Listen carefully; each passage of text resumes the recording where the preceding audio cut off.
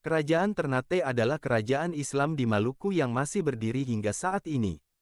Ketika didirikan oleh Bab Mashur Malamu pada 1257 Masehi, kesultanan yang dulunya bernama Kerajaan Gapi ini belum bercorak Islam.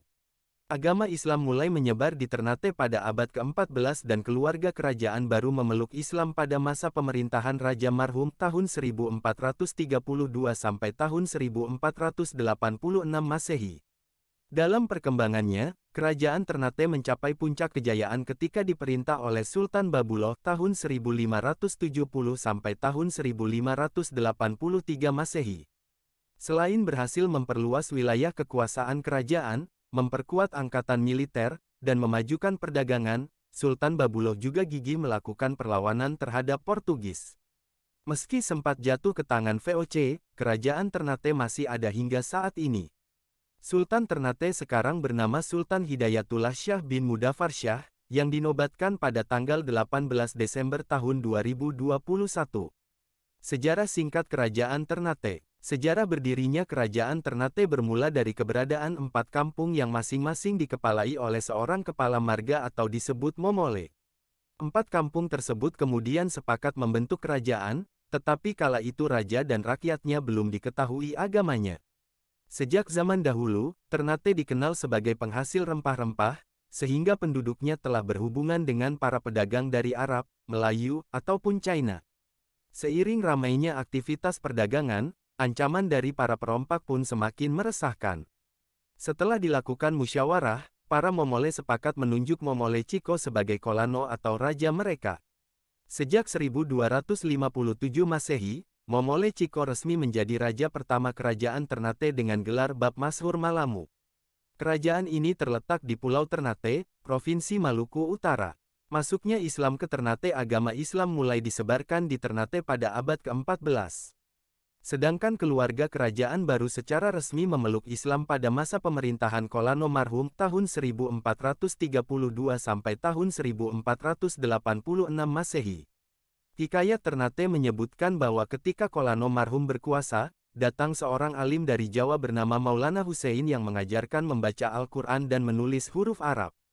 Hal itulah yang membuat raja, keluarga kerajaan, dan masyarakat Ternate semakin tertarik untuk memeluk Islam.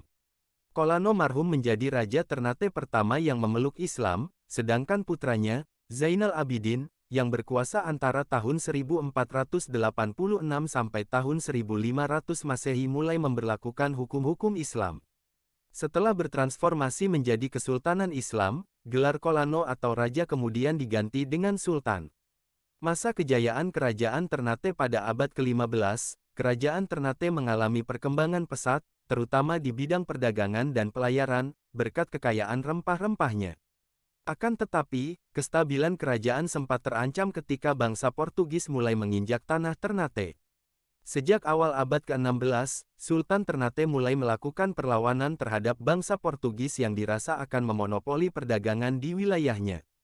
Terlebih lagi, Portugis telah mendirikan benteng yang diberi nama Benteng Sao Paulo di Ternate.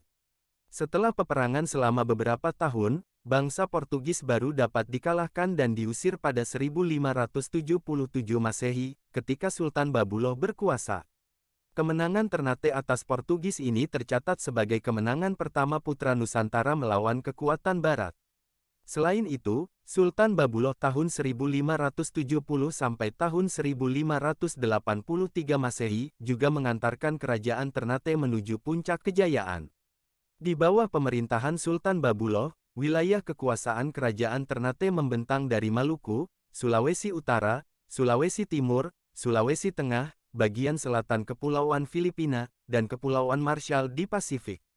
Pencapaian tersebut membuat Sultan Babuloh dijuluki sebagai penguasa 72 pulau yang semuanya berpenghuni. Kemunduran Kerajaan Ternate mulai mengalami kemunduran setelah Sultan Babuloh wafat pada 1583 Masehi. Tidak lama kemudian, Spanyol berani melakukan serangan dan berhasil merebut benteng Gamulamu pada 1606 Masehi. Kehidupan politik Kerajaan Ternate pun semakin kacau saat VOC datang dan memenangkan persaingan melawan bangsa Barat lainnya. Sejak saat itu, VOC memegang hak atas monopoli perdagangan dan mulai mendirikan benteng di Ternate. Menjelang akhir abad ke-17, kerajaan Ternate sepenuhnya berada di bawah kendali VOC. Hal inilah yang disebut-sebut sebagai penyebab runtuhnya kerajaan Ternate, meskipun kerajaan ini tidak benar-benar hancur.